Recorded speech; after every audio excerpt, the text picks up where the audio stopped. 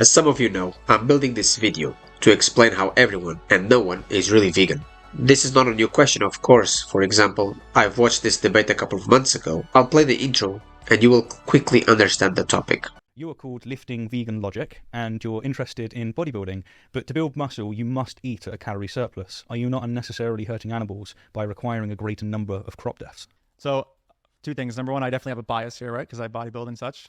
But your support of the milk and egg industry, you're going to be supporting things we mentioned earlier, like, the forcible artificial insemination, separating mothers from calves. It seems that your position is committing you to saying murder is wrong, it's a violation of rights, but genocide is okay if a certain threshold is met.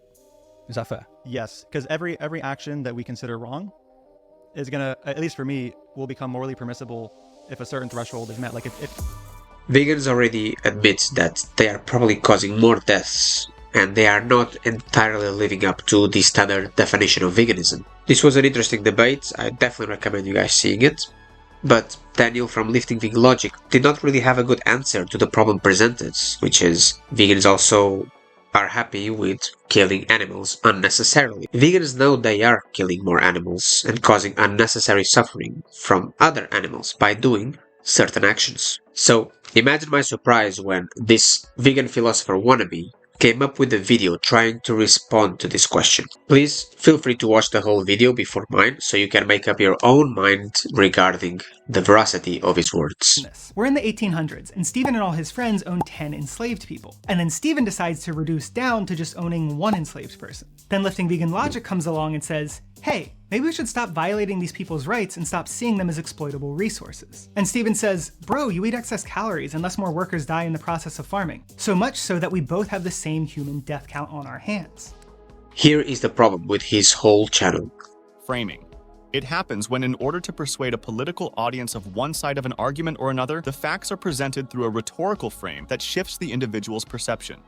As you heard, framing is a technique that appeals to emotion by making something look better or worse by putting a frame on it. Yes, vegans kill more animals than omnivores, but at least vegans don't rape, force inseminate, imprison, abuse animals, so vegans are always better, even if they kill more. This is just framing.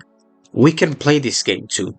Vegans are terrible because they maim, poison animals, their children by the millions. They cause generational destruction, exploit animals until they literally die from work and heat, participate in gang violence against humans, destroy and exploit entire human populations, environments and land, until there's nothing left but barren desert. While pasture-raised meat eaters help the planet recover, cause less deaths than veganism, and actually give a great life to animals by providing them with food, shelter, and comfortable living. Can you see how framing one side in a beautiful picture while ignoring the flaws on your side makes you look like an idiot? Veganism causes more deaths and destruction to humans and animals than omnivores. This is 100% undeniable, just simply by the waste produced by agriculture.